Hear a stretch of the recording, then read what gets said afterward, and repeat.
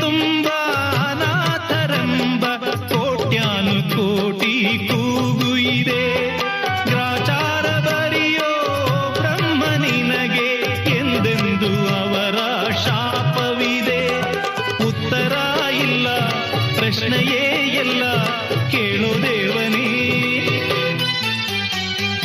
ಅನಾಥ ಮಗುವಾದೆ ನಾನು, ಅಪ್ಪನೋ ಅಮ್ಮನೋ ಇಲ್ಲ, ಅಣ್ಣನೋ ತಮ್ಮನೋ ಇಲ್ಲ.